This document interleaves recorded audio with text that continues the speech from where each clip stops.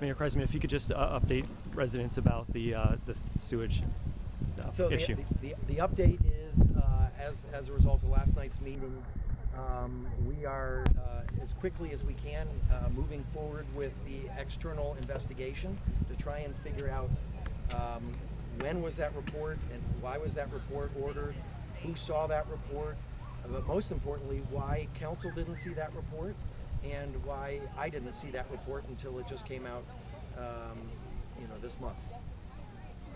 In addition, we are going to, through our procurement process, going to be expediting the work on the project itself. We're going to go from 5 days a week to 7 days a week.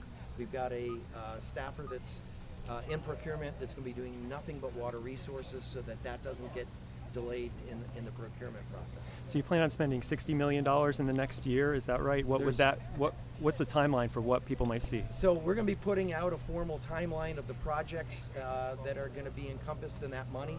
Within the next couple of weeks, you'll see that timeline come out. But it's going to be going toward, some of it will be going toward relining of the pipes and starting the process of increasing the capacity at the plant. And then over the next 5 years in water resources, we've got almost $230 million total budgeted. And we're going to be doing, I believe it's $8 million a year for the next 10 years on pipes, but we also have to address the laterals. That is a real problem. We get a lot of intrusion through the laterals, and if we don't address laterals and all we're doing is pipes, and we're still going to have an issue. We also hope that the other communities that we service will do some work in their communities, because it's hard for us to process their waste when we're getting more of their waste than we need. Can you talk about the bringing Albert Whitted back online, that issue? Yeah, so it's really, that's a decision that we've said to council we'd like direction from you on. The consultant's report indicated that they weren't necessarily supportive of that because they thought that the cost of it and the time it would take would be better spent increasing the capacity at the other plants. But if that's the direction that council wants to go, we're willing to do it. The timeline, fully online, fully meeting DEP requirements, is roughly 4 years. So again, that's a long time.